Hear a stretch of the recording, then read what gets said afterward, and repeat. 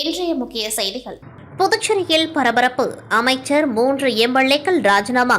விரைவில் ஜான்குமார் அமைச்சராகிறார். புதுச்சேரியில் அமைச்சர் சாய் ஜி சரவணகுமார் தன் பதவியை ராஜினாமா செய்துள்ளார். மேலும் நியமன எம்எல்ஏக்களும் ராஜினாமா செய்துள்ளனர். பாஜக மேலிடம் கட்சியை வலுப்படுத்துவதற்காக அதிரடி நடவடிக்கை எடுத்துள்ளது. மேலும் அமைச்சர் சாய் சரவணகுமார் அளித்த ராஜினாமா கடிதம் ஏற்கப்பட்டதாக தகவலும் வெளியாகியுள்ளது. அதனைத் தொடர்ந்து காமராஜ் தொகுதி சட்டமன்ற உறுப்பினரும் முதல்வரின் பாராளுமன்ற செயலருமான ஜான்குமார் எம்எல்ஏ அவர்கள் விரைவில் அமைச்சராக பதவியேற்க இருக்கிறார். புதுச்சேரியில் கடந்த 2021ஆம் ஆண்டு சட்டமன்ற தேர்தலில் என்ஆர் காங்கிரஸ் பாஜக கூட்டணி வெற்றி பெற்று ஆட்சி அமைத்தது. என்ஆர் காங்கிரஸ் தலைமையில் ஆட்சி நடைபெற்ற நிலையில் முதலமைச்சராக ரங்கசாமியும் என்ஆர் காங்கிரஸ் கட்சியை சேர்ந்த இருவருக்கு அமைச்சர் பதவியும் துணை சபாநாயகரும் கொடுக்கப்பட்டது. அதேபோல் பாஜகவில் 2 அமைச்சர்கள் மற்றும் சபாநாயகர் பதவி வழங்கப்பட்டது. தொடர்ந்து பாஜக கட்சியை சேர்ந்த ராமலிங்கம், அசோக் பாபு மற்றும் வெங்கடேசன் ஆகிய மூவருக்கு நியமன சட்டமன்ற உறுப்பினர் பதவி வழங்கப்பட்டது. கடந்த 4 ஆண்டுகளாக இவர்கள் நியமன சட்டமன்ற உறுப்பினராக செயல்பட்டு வந்தனர். இந்த நிலையில் 2026 சட்டமன்ற தேர்தல் வருவதற்கு இன்னும் 8 மாதங்கள் உள்ள நிலையில் தற்பொழுது பாஜக நியமன சட்டமன்ற உறுப்பினர்கள் ராமலிங்கம், வெங்கடேசன், அசோக் பாபு ஆகியோர் தங்களது பதவியை ராஜினாமா செய்வதற்காக சட்டப்பேரவைத் தலைவர் செல்வத்துடன் 1 மணி நேரத்திற்கு மேலாக ஆலோசனை நடத்தினர். இதில் அவர்கள் தங்கள் நியமன சட்டமன்ற உறுப்பினர் பதவியை ராஜினாமா செய்து அதற்கான கடிதத்தை சட்டப்பேரவை செயலர் தயாளனிடம் சட்டப்பேரவைத் தலைவர் செல்வம் முன்னிலையில் வழங்கியதாக தகவல்கள் வெளியாகியுள்ளது. முன்னதாக இன்று காலை புதுச்சேரி வந்த பாஜக மேலிட பொறுப்பாளர் நிர்மல்குமார் சுரானாவிடம் உள்துறை அமைச்சர் நமச்சிவாயம், கட்சியின் மாநில தலைவர் செல்வ கணபதி எம்பி மற்றும் பாஜக நிர்வாகிகள் கட்சி தலைமை அலுவலகத்தில் 2 மணி நேரத்திற்கு மேலாக ஆலோசனை நடத்தினர். தொடர்ந்து அமைச்சர் நமச்சிவாயம், சபாநாயகர் செல்வம், கட்சி மாநில தலைவர் செல்வ கணபதி எம்பி ஆகியோர் சட்டப்பேரவையில் முதலமைச்சர் ரங்கசாமியை சந்தித்து ஆலோசனை செய்தனர். பின்னர் சபாநாயகர் செல்வம் அறையில் நியமன சட்டமன்ற உறுப்பினர்கள் 3 பேரும் தங்களது ராஜினாமா கடிதத்தை வழங்கியதாக தகவல்கள் வெளியாகியுள்ளது. மேலும் புதிய நியமன சட்டமன்ற உறுப்பினர்களாக காரைக்காலை சேர்ந்த ராஜசேகரன், ஓசூடு தொகுதியை சேர்ந்த முன்னாள் சட்டமன்ற உறுப்பினர் தீபைந்தான், பாஜக மூத்த நிர்வாகி முதலியார்பேட்டை செல்வம் ஆகியோர் நியமிக்கப்பட உள்ளதாக தகவல்கள் வெளியாகியுள்ளது. மணவெளி தொகுதி தவளகுப்பம் பகுதியை சேர்ந்த என்ஆர் காங்கிரஸ் பிரமுகரும் பாண்டிச்சேரி வேளாண் அறிவியல் கல்லூரி சேர்மனுமான அக்ரி கணேஷ் தனது 50வது பிறந்தநாளை பொன் விழாவாக கொண்டாடினர். இதனையொட்டி தவளக்குப்பத்தில் உள்ள அலுவலகத்தில் நடந்த பிறந்தநாள் விழாவில் முதலமைச்சர் ரங்கசாமி கலந்து கொண்டு கேக் வெட்டி பொன்னாடை அணிவித்து வாழ்த்து தெரிவித்தார். தொடர்ந்து மாணவ மாணவிகளுக்கு நோட்டு புத்தகம் மற்றும் 500 பேருக்கு வேட்டி சேலையினையும் வழங்கினார். தொடர்ந்து 1000 பேருக்கு அன்னதானம் வழங்கப்பட்டது. இவ்விழாவில் சபாநாயகர் ஏம்பலம் செல்வம், பாராளுமன்ற உறுப்பினர் செல்வ கணபதி, என்ஆர் காங்கிரஸ் கட்சியின் சட்டமன்ற உறுப்பினர்கள், முன்னாள் சட்டமன்ற உறுப்பினர்கள், மாநில தொகுதி நிர்வாகிகள், இளைஞர் அணியினர் என ஏராளமானோர் அக்ரி கணேஷ்க்கு வாழ்த்து தெரிவித்தனர். முன்னதாக தானம்பாளையம் புத்துமாரியம்மன் கோவிலில் சிறப்பு அபிஷேக ஆராதனைகள் நடைபெற்றது. இதில் அக்ரி கணேஷ் தனது குடும்பத்தாருடன் கலந்து கொண்டு சுவாமி தரிசனம் செய்தார். விழாவிற்கு வந்திருந்த அனைவரையும் ரமேஷ், சுரேஷ், பாண்டிச்சேரி வேளாண் அறிவியல் கல்லூரி ஆசிரியர்கள், மாணவிகள் வரவேற்றனர். புதுச்சேரி உப்பளம் தொகுதி ஆட்டுப்பட்டி பகுதியில் உள்ள புனித அந்தோணியார் அரசு உதவி பெறும் உயர்நிலைப் பள்ளியில் பயிலும் மாணவர்களுக்கு இலவச சைக்கிள்கள் வழங்கும் நிகழ்ச்சி நடைபெற்றது. சமூக நலத்துறையின் மூலம் அரசு பள்ளிகளில் கல்வி பெறும் மாணவர்களுக்கு இலவச சைக்கிள்கள் வழங்கும் திட்டத்தின் கீழ் இந்த நிகழ்ச்சி நடைபெற்றது. நிகழ்ச்சியில் பள்ளி தலைமை ஆசிரியர் சகோதரி கிரேஸ் ஆரோக்கியமேரி தலைமை எடுத்தார். நிகழ்ச்சியில் பள்ளி தலைமை ஆசிரியர் சகோதரி கிரேஸ் ஆரோக்கியசாமி தலைமை வகித்தார். பள்ளி ஆசிரியர்கள் முன்னிலை வகித்தனர். சிறப்பு விருந்தினராக உப்பளம் தொகுதி சட்டமன்ற உறுப்பினர் அனிபால் கென்னடி அவர்கள் பங்கேற்று மாணவ மாணவிகளிடம் சைக்கிள்களை வழங்கினார். இந்த நிகழ்ச்சியில் மாணவர்களின் பெற்றோர்கள், ஆசிரியர்கள், திமுக கிளை செயலாளர் ராகேஷ், மாணவரணி பவித்ரன் மற்றும் சகோதரர் மோரிஸ் ஆகியோர் கலந்து கொண்டார்கள். மாணவர்களின் கல்வி பயணத்திற்கு ஊக்கமளிக்கும் இந்த முயற்சி பெற்றோர்களிடையே பாராட்டை பெற்றது. இன்று மோயர் பாயிண்ட் பகுதிகளில் யானை நடமாட்டம் இருப்பதால் கொடைக்கானல் மாவட்ட வன அலுவலர் அவர்களின் உத்தரவின்படி பில்லர் ராக், குணா குகை, ஃபைன் ஃபாரஸ்ட், மோயர் பாயிண்ட் மற்றும் பேரிச்சம் ஏரி ஆகிய பகுதிகளுக்கு சுற்றுலா பயணிகளின் பாதுகாப்பு நலன் கருதி சுற்றுலா பயணிகள் செல்ல அனுமதி இல்லை என்பதை தெரிவித்துக் கொள்வதாக ஒருங்கிணைந்த மேம்பட்டு சரகம் வனச்சரக அலுவலர் தெரிவித்துள்ளார். கடலூர் மாவட்டம் சுப்பராயலு திருமண மண்டபத்தில் பெண்கள் மற்றும் குழந்தைகளுக்கு எதிரான குற்றங்கள், போதைப்பொருள் பயன்பாடு தடுப்பது குறித்து விழிப்புணர்வு கருத்தரங்கம் மாவட்ட ஆட்சித்தலைவர் CB ஆதித்யா செந்தில்குமார் தலைமையில் மாவட்ட காவல் கண்காணிப்பாளர் ஜெயக்குமார் முன்னிலையில் இன்று நடைபெற்றது. தொடர்ந்து குழந்தைகளுக்கு எதிரான பாலியல் குற்றங்கள் குறித்து விழிப்புணர்வு பேரணியை துவக்கி வைத்து துண்டு பிரசுரங்களை வெளியிட்டார்.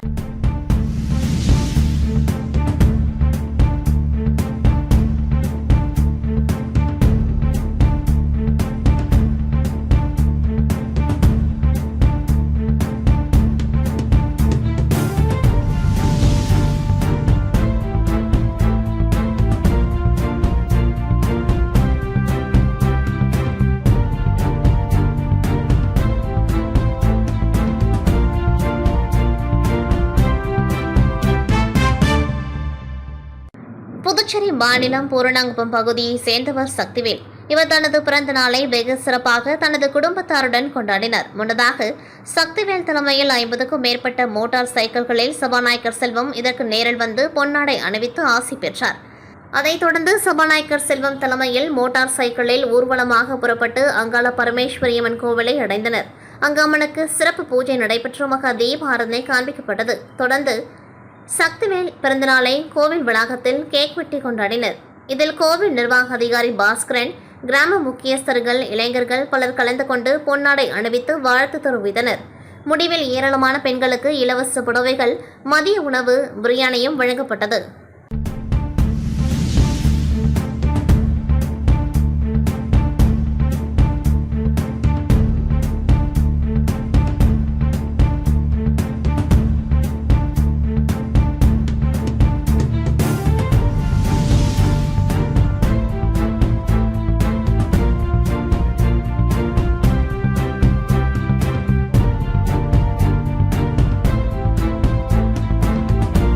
புதுச்சேரி தெற்கு பகுதி காவல்துறை கண்காணிப்பில் உள்ள தவளக்குப்பம் காவல் நிலைய சரகத்திற்குட்பட்ட நல்லவாடு பகுதி புதுநகர் அங்காளம்மன் கோவில் பின்புறம் உள்ள முந்திரி தோப்பு சுடுகாட்டில் மாணவர்கள் மற்றும் இளைஞர்களுக்கு கஞ்சா விற்பனை செய்வதாக தவளக்குப்பம் காவல் நிலையத்திற்கு ரகசிய தகவல் கிடைத்தது. அதன் அடிப்படையில் சப் இன்ஸ்பெக்டர் ஜெயகுருநாதன் தலைமையில் குற்றப்பிரிவு காவலர்கள் சக்திவேல், சூர்யா மற்றும் காவலர்கள் சம்பவ இடத்திற்கு சென்று கண்காணித்தனர். அப்பொழுது அங்கு 4 நபர்கள் கஞ்சா பழக்கத்தில் ஈடுபடுவதை கண்டனர். போலீசார் வருவதை கண்ட அவர்கள் தப்பியோட முயன்றனர். இதில் 2வரை மடக்கி பிடித்த பொழுது மற்ற 2வரும் அருகே உள்ள நல்லவாடு ஆற்றில் இறங்கி தப்பி ஓடினர். அவர்களையும் சுற்றி வளைத்து பிடித்த போலீசார் 4 பேரை காவல் நிலையம் அழைத்து வந்து விசாரித்தனர். விசாரணையில் அவர்கள் டிஎன் பாளையம் தேவநாதன் மகன் மணிகண்டன், நல்லவாடு பகுதியை சேர்ந்த ஜானகிராமன் மகன் குமரகுரு, இவர் மீது 15 கஞ்சா வழக்குகள் நிலுவையில் உள்ளது. பூரணாங்குப்பத்தை சேர்ந்த ராஜேந்திரன் மகன் ரமேஷ், நல்லவாடு பகுதியை சேர்ந்த கார்த்தவராயன் மகன் சோமன் ராஜ் என்பது தெரிந்தது. ஆகவே அவர்களை கைது செய்த போலீசார் அவர்களிடமிருந்து 2 மோட்டார் பைக், 5 கிராம் எடை உள்ள 20 காய்ந்த கஞ்சா பொட்டலங்களை, 100 கிராம் கஞ்சா மற்றும் 2 செல்போன்கள், ரூபாய் 1000 ரொக்க பணம் ஆகியவைகளை கைப்பற்றிய போலீசார் அவர்களை நீதிமன்றத்தில் ஆஜர்படுத்தி காலப்பட்டு மத்திய சிறையில் அடைத்தனர். திருபுவனை அருகே உள்ள புராணசிங்குபாளையம் பாவேந்தர் பாரதிதாசன் அரசு மேல்நிலைப்பள்ளியில் திருபுவனை காவல் நிலையத்தின் சார்பில் சர்வதேச போதைப்பொருள் தடுப்பு ஒழிப்பு தின விழிப்புணர்வு நிகழ்ச்சி நடைபெற்றது. இதில் உதவி ஆய்வாளர் கதிரேசன் தலைமை தாங்கினார். பள்ளி துணை முதல்வர் ராமமூர்த்தி வரவேற்புரை நிகழ்த்தினார். நிகழ்ச்சியில் போதைப்பொருள் என்றால் என்ன, போதைப்பொருள் நுகர்வதால் ஏற்படும் உடலில் ஏற்படும் தீமைகளையும் சமுதாயத்தில் ஏற்படும் தீங்கினையும் மற்றும் பல வகையான போதைப் பொருட்கள் பற்றியும், போதைப் பொருட்களை உட்கொண்டால் சட்டப்பிரிவில் மீது வழக்கு பதிவு செய்து கடுமையான நடவடிக்கை எடுக்கப்படும் என்பதையும் மாணவர்களுக்கு விளக்கி கூறப்பட்டது. நிகழ்ச்சியில் போதைப்பொருள் தடுப்பு நடவடிக்கைகள் பற்றிய ஒரு கையேடு +2 வகுப்பு முதல் 9ஆம் வகுப்பு வரை உள்ள மாணவர்களுக்கு வழங்கப்பட்டது. அதில் மாணவர்களின் பெயர், வகுப்பு, பள்ளியின் பெயர் ஆகியவற்றை எழுதி பயன்படுத்த வேண்டும். அந்த கையேட்டை தொடர்ந்து 3 மாதங்களுக்கு பத்திரமாக கைவசம் வைத்துக் கொள்ள வேண்டும் என்றும், 1 மாதமும் அதிலிருந்து கேள்விகள் எடுக்கப்பட்டு தேர்வு நடத்தி முதல் 3 பரிசுகள் வழங்கப்படும் என்று அறிமுகப்படுத்தப்பட்டது. வழக்கமாக விநியோகிக்கப்படும் கையேடுகளை படித்து பார்த்து தூக்கி போட்டு விடாமல் இருப்பதற்காக மாணவர்கள் தொடர்ந்து இந்த கையேட்டை பாதுகாத்து அதில் கொடுக்கப்பட்டுள்ள வழிமுறைகளை பின்பற்றி மிக சிறந்த மாணவன் என்ற குறிக்கோளோடு பயனடைய வேண்டும் என்ற நோக்கத்தில் திட்டம் துவங்கப்பட்டுள்ளதாக போலீசார் தெரிவித்தனர். இந்நிகழ்ச்சியில் பள்ளி மாணவ மாணவிகள் மற்றும் ஆசிரியர்கள் கலந்து கொண்டார்கள்.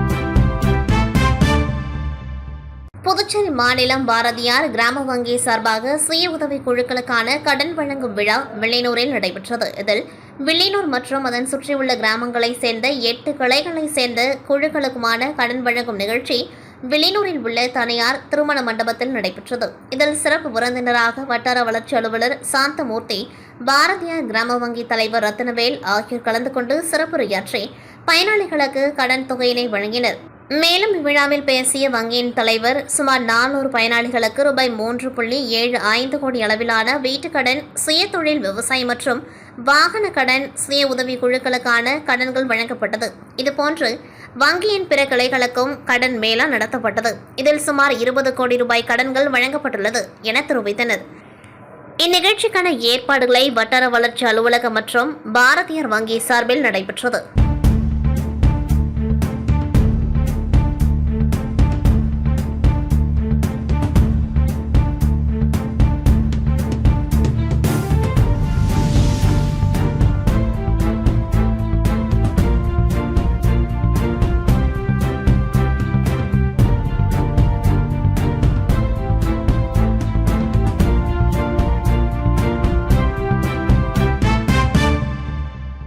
இத்துடன் செய்திகள் நிறைவடைகின்றது. நன்றி, வணக்கம்.